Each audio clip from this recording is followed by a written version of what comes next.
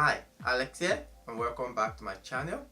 On my last transformation video, I talked about my transformation and how I managed to go from a skinny little lad to a fitness model. Some of you ask about training and training split and how well to training program and stuff like that. So on this video, I am doing a part 2 of my transformation. Today I will be talking about training and how I train. Okay, when I was skinny and trying to put on a lot of weight, I did a lot of research on the best way to train, and I came to realize that compound training is the way forward because you make good use of your time, so it's time efficient, and you train in a way that your body responds to the most, especially when you're a skinny guy trying to put on weight. Also, in today's busy world, you need to train each muscle groups twice a week recommended, so it's difficult to fit in the amount of training. In this video, I will be talking about how I train and how I split my week. The best way to show you is to go back a step and look at training and look at what muscle groups work best with what muscle groups, because when you train, you want to make sure that you're not overtraining any muscle group and that you give each muscle group enough time to recover and rest and get ready for the next training. So the first thing I'm going to look at is I'm going to talk about training your chest, because some people, when they train the chest, they do chest and arms or back and biceps or stuff like that.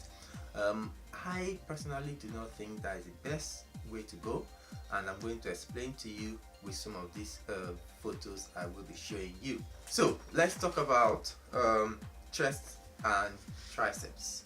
You do not want to train your chest and triceps together. You need to give those two muscle groups space. If you look at the photo in front of a screen now, you will see that when you train your chest, your triceps get heavily involved because you're doing a lot of pressing movements, and it's hitting your chest and you're using your triceps to support that movement.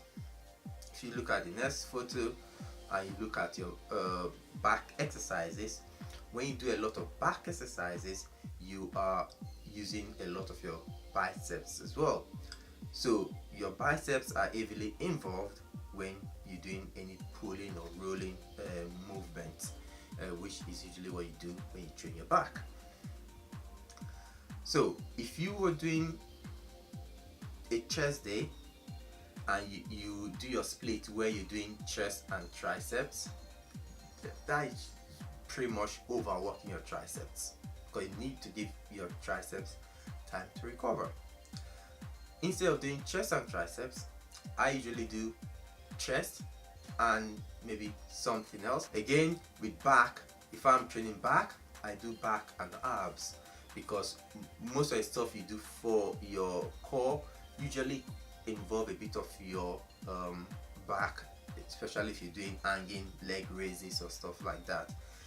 There was a period where I spent a whole 6 months or more not training my arms at all, because every other muscle group you're training use your biceps or your triceps, so there was no reason to focus on it. And then it allowed me to free up time to do my chest twice a week, do my back twice a week, and do my legs twice a week. I wasn't spending any fixed time or too much energy doing my arms, and my arms didn't get smaller. They actually did grow a lot during that period. A lot of people get obsessed about training their traps directly and their forearms directly, but if you notice, traps are worked hard enough when you're doing your deadlifts, and pretty much everything you do for your exercises for your shoulders and everything like that works a bit of your traps. when you talk about your forearms are worked enough when you do a lot of other lifts. You know, every day we spend time doing coils and stuff like that. All those gripping exercise, gripping the barbell, dumbbells, you know, everything you do touches your forearms a bit. So focusing on that small muscle group, you could save time by not doing that pretty much.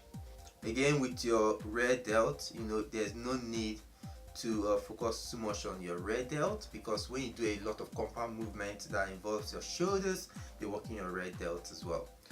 A lot of people spend too much time doing exactly the same thing with their core and doing very small movements.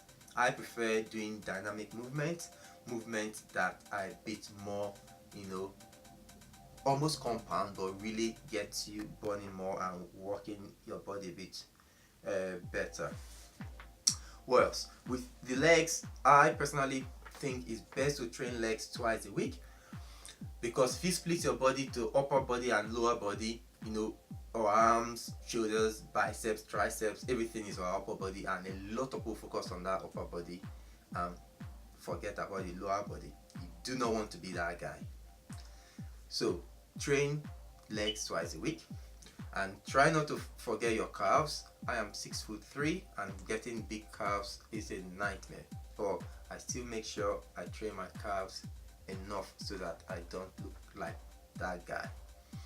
So train legs twice a week is very important. If you want to compete and you are trying to focus on certain muscle groups that you think are weak and you want to develop them, I would really recommend you do a bit more compound movement as well. You know, a lot of people will say pull-ups is like the squats for lower body.